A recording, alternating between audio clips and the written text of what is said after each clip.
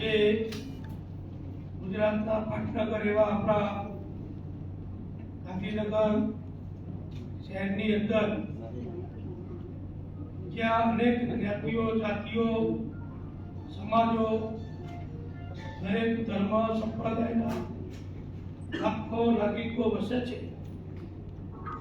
અને જ્યાં ફક્ત સરકારી કર્મચારી જ નહીં પણ અનેક પ્રકારની વ્યવસાયિક પ્રવૃત્તિઓ કરતા પરિવારો વસે છે એવા આપણા પાટનગર ગાંધીનગરના આજે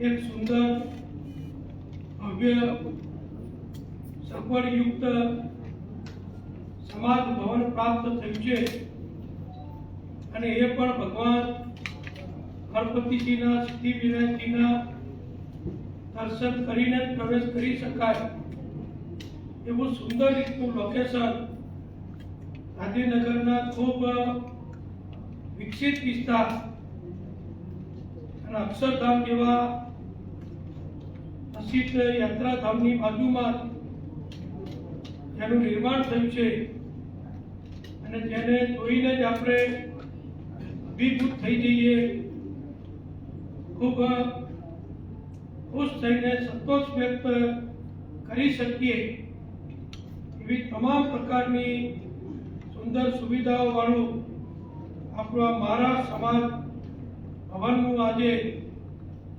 લોકાર્પણ થયું છે। આ શુભ પ્રસંગે આપણી વચ્ચે અમારા ભારતીય જનતા પક્ષના અધ્યક્ષ માનનીય સી.આર. પાટીલજી પણ થોડો સમય આવી ભગવાનના દર્શન કરી આશીર્વાદ પ્રાપ્ત કરી આપને સૌને શુભેચ્છા આપી અને અહીંયાથી વિદાય થયા છે। એ જ રીતે ભારતીય જનતા પક્ષના પ્રદેશ હોદ્દેદારશ્રીઓ પણ શુભેચ્છા પાઠવી છે અને અહીંયા મંચ ઉપર પણ મહાનુભાવો ઉપસ્થિત છે ત્યારે ઉદ્ઘાટન કાર્યક્રમમાં ઉપસ્થિત જેમના નેતૃત્વમાં આખા સમાજનું કામ પ્રગતિનું, બધાને મદદ કરવાનું, સમાજને, મહારાષ્ટ્રીયોને, પરિવારોને એકત્રિત રાખી સંગઠિત કરવાનું કામ થઈ રહ્યું છે એવા મેનેજિંગ ટ્રસ્ટી શ્રી સુધીરભાઈ વિચારેજી, આપણા ધારાસભ્ય અમારા સાથી શ્રી શંભુજી ઠાકોર, ભારતીય જનતા પક્ષના પ્રમુખ શ્રી રુચિરભાઈ ભટ્ટ, પૂર્વ મેયર રીટાબેન, પૂર્વ ધારાસભ્ય પૂનમભાઈ મકવાણા, જેમણે હમણાં જ 1 લાખ રૂપિયાનો અહીંયા દાન આપ્યું, બીજું દાન આપવાની ઈચ્છા પણ જાહેર કરી દીધી છે એવા લોકસેવક, અનેક વિવિધ સામાજિક સેવાઓ કરતા પૂર્વ ડેપ્યુટી મેયર શ્રી નાજાભાઈ દાદલ, અમારા કડીના જ વતની ભારતીય જનતા પક્ષ અને સંઘ પરિવારના ખૂબ અગ્રણી કડી નગરપાલિકાના પૂર્વ પ્રમુખ અને અત્યારે જીપીએસસીના સભ્ય તરીકે જેઓ સેવા આપે છે એવા ભાઈ શ્રી રાજુભાઈ શુકલ, ભાઈ શ્રી અતુલભાઈ કલવરકર, અત્રે ઉપસ્થિત સૌ મહાનુભાવો, જિલ્લા ભાજપના પ્રમુખ શ્રી અનિલભાઈ માણસાવાળા, સૌ સાથીઓ અને જેમણે આ કાર્યક્રમ કર્યો છે, જેમને શુભેચ્છા અભિનંદન પાઠવવા આપણે સૌ એકત્ર થયા છીએ એવા મહારાષ્ટ્ર સમાજના સૌ વડીલો, ભાઈઓ, માતાઓ અને બહેનો અને વાલા બાળકો, પત્રકાર મિત્રો, મને જ્યારે આમંત્રણ આપવા આવે ત્યારે મને કલ્પના નહોતી કે આ પ્રમાણેનું ભવ્ય, સુંદર, તમામ સુવિધાઓથી સુસજ્જ આટલું સુંદર ભવન બનાવેલું છે। આમ તો સમાજ ભવન એટલે સમાજવાડી કહી શકાય, મોટો હોલ હોય, રસોડું હોય, જમવાની વ્યવસ્થા હોય એવી કલ્પના આપણે બધા કરીએ, પણ આની કલ્પના કરતા પણ વધારેનું સુંદર બાંધકામ, સ્વચ્છ સગવડયુક્ત 23 જેટલા રૂમો, ડાઇનિંગ હોલ, બેન્ક્વેટ હોલ, આ બધું હું માનું છું ગાંધીનગરની સગવડમાં અને શોભામાં વધારો કરવા માટે એક ખૂબ માધ્યમ આપણને પ્રાપ્ત થયું છે. મારે અભિનંદન આપવા છે ગાંધીનગરના મહારાષ્ટ્રના સમાજના સૌ ભાઈઓ બહેનોને. આમ તો આપણને જે માહિતી આપી એ પ્રમાણે ગાંધીનગરની સ્થાપના થઈ ત્યારથી સરકાર તરફથી એ વખતે તો ગાંધીનગર ખાલી ખામ હતું, કોઈ અહીંયા રહેવા આવવા તૈયાર નહોતું. એવા સમયે જે સરકારી કર્મચારીઓ કચેરીઓ અહીંયા થોડી થોડી શરૂ થઈ, એમના મને વ્યવસ્થા કરવા સરકાર સામેથી બોલાવી અને જમીન આપતી હતી. એ પ્રમાણેની જમીન મહારાજ સમાજને પણ પ્રાપ્ત થઈ. આમ તો મહારાજ સમાજ એટલે વહીવટકર્તાઓનો બનેલો સમાજ. હું કડીનો વતની છું અને તમને બધાને ખ્યાલ હશે કે કડી એટલે અમારું સર સયાજીરાવ ગાયકવાડનું એક ગાયકવાડી સ્ટેટ હતું, એક વિભાગ હતો. વડોદરા રાજના તાબાની અંદર કડી આવતું અને કડી પર એક દિવાન ત્યાં રહેતા હતા, પ્રાંત હતો. એ પ્રમાણેનું વડોદરા પછીનું ઉત્તર ગુજરાતનું મોટું મથક હતું. અને આજે પણ કડીમાં સયાજીરાવ વખતની અનેક ઇમારતો, મોટો કિલ્લો, જળની માતાનું મંદિર, આ બધું ઘણું ઘણું કડીમાં છે.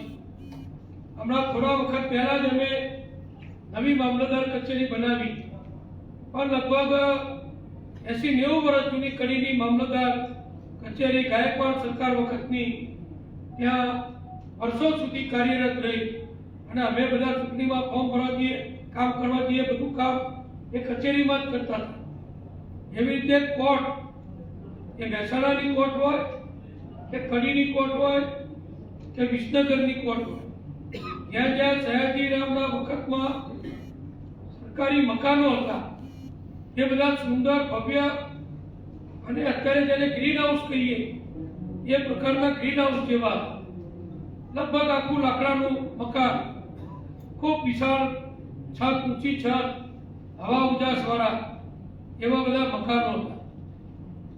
કડીમાં પણ હું મહારાષ્ટ્ર સમાજને ખાસ કહ્યું કે અમારે ત્યાં પણ ઘણા પરિવાર વર્ષોથી ગાયકવાડી શહેર હોવાના કારણે, ગાયકવાડી રાજ્ય હોવાના કારણે કડીમાં પણ જે તે સમયે મોટા પ્રમાણમાં મહારાષ્ટ્રીય પરિવારો રહેતા હતા. અને મારું ઘર જ્યાં છે જે મોલ્લાનો, હું ને રાજુભાઈ પત્ની છીએ જે મોલ્લાના, એની આજુબાજુ તો બધા મહારાષ્ટ્રીય રહેતા. અમારું યવતેશ્વર મહાદેવ, કડીનું ભવ્ય મહાદેવ, એ પણ ગાયકવાડ એક વખતે બનેલું, વડોદરામાં એની જ પ્રતિકૃતિ જેવું ભવ્ય મહાદેવ આજે પણ છે. એવું જ કડીમાં ભવ્ય મહાદેવ છે. ગણપતિ ભગવાનની પૂજા એ તો આપણા હિન્દુ ધર્મમાં સૌથી પહેલું સ્થાન એ ગણપતિજીનું છે. પછી બધા ભગવાનને બધા માતાજીને 33 કરોડ દેવતા બધા પછી આવે.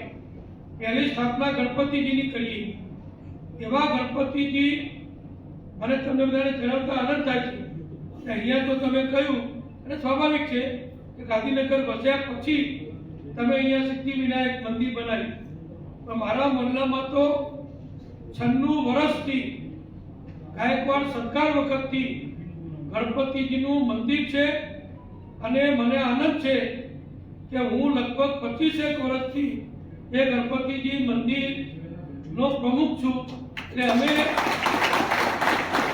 96 વર્ષથી 96 યર થી અમે દર વર્ષે ભવ્ય રીતે બધી ધાર્મિક અનુષ્ઠાન પૂર્વક ભગવાનની સેવા પૂજા કરી અને 96 વર્ષથી કડીમાં ગણપતિ મહોત્સવ ઉજવીએ છીએ. આ વર્ષે હવે 97મું વર્ષ આવશે. તો મારા ઘરથી ફક્ત 2 મિનિટનું ચાલવાનું અંતર, એવી જગ્યાએ અમારો બધાનો ઉછેર થયો છે. મહારાષ્ટ્રનો મારા મિત્રો ઘણી સ્કૂલમાં કે કોલેજમાં હું અભ્યાસ કરું કે મારા મોહલ્લામાં રહું, ત્યાં મહારાષ્ટ્રીયન પરિવારો પણ અમારી સાથે રહેતા હતા. અહીંયા લિંગાપર પરિવાર છે, જીબીમાં સર્વિસ કરતા હતા, બેંકમાં સર્વિસ કરતા હતા. એ પરિવાર પણ મારી પાડોશમાં, અમે કોલેજમાં સાથે ભણેલા. આમંત્રણ આપવા માટે પણ એ મારી સાથે અહીંયા આપણા વતી આવેલા. આવો જ્યારે ગાઢ નાતો મહારાષ્ટ્ર પરિવારો સાથે મારે કડીમાં હોય, ત્યારે ભારતની દ્રષ્ટિએ જોઈએ કે ગુજરાતની દ્રષ્ટિએ જોઈએ, આજે સુરત એટલે મહારાષ્ટ્રીયન સમાજનું, ગુજરાતનું એક ખૂબ મોટી વસ્તી ધરાવતું આપણું મહાનગર. ધારાસભ્ય ભાજપમાંથી સુરતમાં ને વડોદરામાં એ ભાજપના ચૂંટાય મહારાષ્ટ્રીયન. અમારા CR પાટીલ 6 ટર્મથી નવસારીના ધારાસભ્ય, સંસદ સભ્ય, એ પણ મહારાષ્ટ્રીયન સમાજના. આવા બધાની સાથે અમારો નાતો હોય, અને ખાસ કરીને અમે બધા જે વિચારસરણીમાં, જે સિદ્ધાંતમાં, જે રાષ્ટ્રભક્તિમાં માનીએ છીએ કે ભારત માતાની ભક્તિ એટલે આપણે હિન્દુ સમાજની એકતા, ભારતીય સંસ્કારોનું જતન એ કરવાનું કામ આજનું આપણે નથી કરતા, કે જનસંઘ બન્યો કે ભાજપ બન્યો ત્યારથી નથી કરતા. અહીંયા મને શિવાજી મહારાજની પ્રતિમા ભેટ આપી, વિચારકીએ કહ્યું કે નીતિનભાઈ તમારા વિચારો એટલે કે મારા વિચારો એ જાણે છે, એટલે મને કે આ શિવાજી મહારાજની મૂર્તિ તમને ભેટ આપવા સ્પેશિયલ મુંબઈથી મંગાવી છે. વિચાર અહીંયા ભેટ આપવામાં તો ઘણું છે, અનેક ચીજ વસ્તુઓ ભેટ આપી શકીએ. ગણપતિની મૂર્તિ આપી શકીએ, શિવજીની મૂર્તિ આપી શકીએ, બીજી કોઈ માતાજીની મૂર્તિ આપી શકીએ, સ્ટેચ્યુ ઓફ યુનિટીની પ્રતિમાનું આપી શકીએ. પણ શિવાજી મહારાજની મૂર્તિ મને મળી છે, એટલે મને પણ આજે એક જોગ ને જુસ્સો મને વધારવાનો આજે આપણો બધા દેશ છીએ. મેં કહ્યું એમને સુધી છે શિવાજી મહારાજના કર્મોના, એમના ઐતિહાસિક કામોના કારણે અને મહારાણા પ્રતાપના આધારે આપણે આજે બધા આ બધું બોલીએ અને કરીએ છીએ. ભૂતકાળ કેવો હતો એ આપણે બધા જાણીએ છીએ. આપણી ગુલામી એ એકલા અંગ્રેજોના ગુલામ નહોતા, પરદેશથી બહુ લોકો આવ્યા, અનેક દેશોમાંથી લોકો આવ્યા, અને આપણા હિન્દુસ્તાનને લૂંટવા સિવાય કોઈએ કંઈ નથી કર્યું. ભગવાન સોમનાથનું મંદિર મોહમ્મદ ગઝનીએ વારંવાર લૂંટ્યું, વારંવાર તોડ્યું, અને તમે ગમે તે મંદિરનો ઇતિહાસ જુઓ, આ લોકોએ તોડ્યા સિવાય કશું નથી કર્યું. આવા ભયંકર માણસો સામે આપણે લડતા લડતા આપણને શિવાજી મહારાજ પ્રાપ્ત થયા, જેમણે આપણું ગૌરવ, આપણો સંસ્કાર, આપણી સંસ્કૃતિ અને આપણા ધર્મને ટકાવી રાખ્યો. મહારાણા પ્રતાપ પ્રાપ્ત થયા, જેમણે સૂકો રોટલો ખાઈ જંગલમાં રહી અને આપણો ધર્મ અને આપણા સંસ્કૃતિને ટકાવી રાખી. આવા મહાન લોકોના કારણે પછી ધીમે ધીમે ધીમે બધું એક થયું અને આઝાદી મળી, અને સરદાર વલ્લભભાઈના ઐતિહાસિક કામોથી આપણે અખંડ ભારતનું નિર્માણ કરી શક્યા. અને એ જ રીતે હું કોઈ વધારાની વાત નથી કરતો, દેશ ભક્તિની વાત શિવાજી મહારાજથી માંડીને મહારાણા પ્રતાપ સુધી આજે આપણે ત્યાં પહોંચ્યા છીએ. એ મારે તમને કહેવું છે, આજે પણ જે જૂની ભૂલો, જૂની ખામીઓ, જૂની ત્રુટીઓ, દેશને પણ વિભાજિત કરનારા કાયદા, કાનૂનો, પરિબળો એ આપણી સામે છે. એટલે જ આપણા વડાપ્રધાન માનનીય નરેન્દ્રભાઈ મોદીજીએ પણ શિવાજી મહારાજમાંથી, મહારાણા પ્રતાપમાંથી, સરદાર વલ્લભભાઈ પટેલમાંથી પ્રેરણા લઈ કલમ 370 નાબૂદ કરી અને એક રશ્મિ આપણાથી જુદું ગણતું હતું દુનિયામાં કોઈ દેશ આવો નહીં હોય. મેં તો નથી જોયું. મને વાંચવાનો બહુ શોખ છે. ભૂતકાળમાં ઘણું વાંચતો હતો. પણ એક દેશમાં બે રાષ્ટ્ર ધ્વજ હોય, એક દેશના બે વડાપ્રધાન હોય, એક દેશમાં બે કાયદા હોય, એવું તો આખી દુનિયામાં કોઈ દેશમાં નહોતું. આપણા ભારતમાં જવાહરલાલ નહેરુજીએ મજબૂરીથી કે મનમાં એમની ઈચ્છા હોય કે જે હોય ભગવાન જાણે, એ પણ મહાન નેતા. હું એમની કોઈ ટીકા નથી કરતો, પણ એ સ્વીકાર કરી લીધો કે કાશ્મીરનો ધ્વજ જુદો, ભારતના વડાપ્રધાન જુદા કહેવાય, ગુજરાતના મુખ્યમંત્રીને મુખ્યમંત્રી કહેવાય, મહારાષ્ટ્રના મુખ્યમંત્રીને મુખ્યમંત્રી કહેવાય, પણ કાશ્મીર, જમ્મુ અને લડાખના મુખ્યમંત્રીને વડાપ્રધાન કહેવાય. ત્યાંનો કાયદો જુદો. આપણી ભારતની સંસદ કોઈ પણ કાયદો બનાવે તો ઓટોમેટિક આખા દેશને લાગુ પડી જાય. સુપ્રીમ કોર્ટ જજમેન્ટ આપે તો ઓટોમેટિક આખા દેશને લાગુ પડી જાય. પછી કોઈ બધી જુદી જુદી હાઈકોર્ટોએ જુદા જુદા ઓર્ડર ન કરવાનો હોય. સુપ્રીમ કોર્ટ કાયદો બનાવે એટલે બધાને મંજૂર ઓર્ડર આપે. પણ નવી પેઢીને ખબર જ નથી હતી કે કાશ્મીરમાં આવું નહોતું. કાશ્મીરમાં ભારતની સંસદના ઘણા કાયદા એ લાગુ નહોતા પડતા. કાશ્મીરમાં સુપ્રીમ કોર્ટના ઘણા કાયદા, જજમેન્ટો, હુકમો, ઓર્ડર એ કાશ્મીરમાં લાગુ નહોતા પડતા. તમારે આખા ભારતમાં ગમે ત્યાં માલ મિલકત મકાન ખરીદવું હોય, દુકાન ખરીદવી હોય, તમે મહારાષ્ટ્ર અહીં આવો કે ગુજરાતીઓ મહારાષ્ટ્રમાં ગમે ત્યાં જાય, આખા ભારતમાં આપણે ગમે ત્યાં જઈએ, કોઈ પરવાનગી લેવાની જરૂર નહીં. માલ મિલકત દુકાન ફેક્ટરી એને જે ખરીદવું હોય ખરીદી શકે, ત્યાં રહી શકે. પણ એવું કાશ્મીરમાં નહોતું. કાશ્મીરમાં કોઈને પણ મિલકત વસાવવાનો કાશ્મીરી સિવાય 370 કલમ સુધી કોઈને અધિકાર નહોતો.